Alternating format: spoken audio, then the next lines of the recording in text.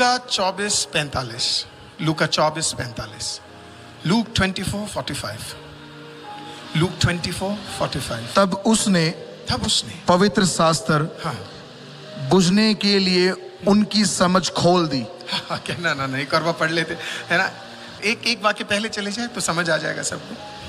फिर उसने उनसे कहा, ये मेरी वे बातें हैं जो मैंने तुम्हारे साथ रहते हुए तुमसे कही थी कि अवश्य है कि जितनी बातें मूसा की व्यवस्था और भविष्यवक्ताओं और भजनों की पुस्तकों में मेरे विषय में लिखी है सब पूरी हो। तब उसने पवित्र शास्त्र बुझने के लिए उनकी समझ खोल दी। वाह, मतलब तब तक उन्हें कोई भी बात समझ नहीं आ रही थी और प्रभु ने अचानक क्या किया पता है, उनको कुछ किया, कुछ तो किया, कुछ तो हुआ, राइट? फूका, मैं नहीं जानता, छुआ या क्या किया मुझे पता नहीं, है ना, but suddenly their understanding opened. English Bible में कैसा लिखा हुआ है? Can we put that? It's very beautiful in the English Bible.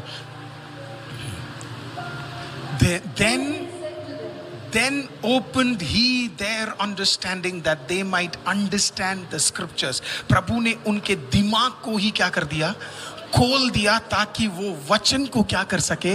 समझ सके। इसका मतलब उससे पहले वो कुछ भी समझ, कई लोग बपतिस्मा के विषय समझ नहीं पा रहे क्योंकि क्या नहीं खुला है अभी तक?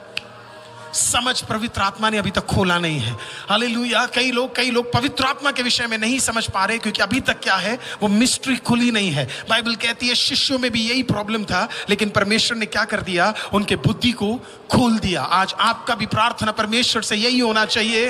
हालेलुया। इस छठे दिन में खुदावन, मैं तेरे उपस्थिति में बैठा हूं, मेरे कुछ चीजों को तू क्या कर दे?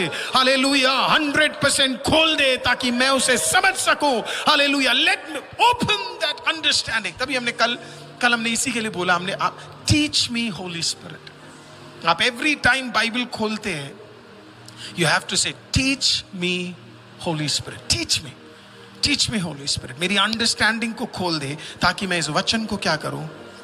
समझ सकूं।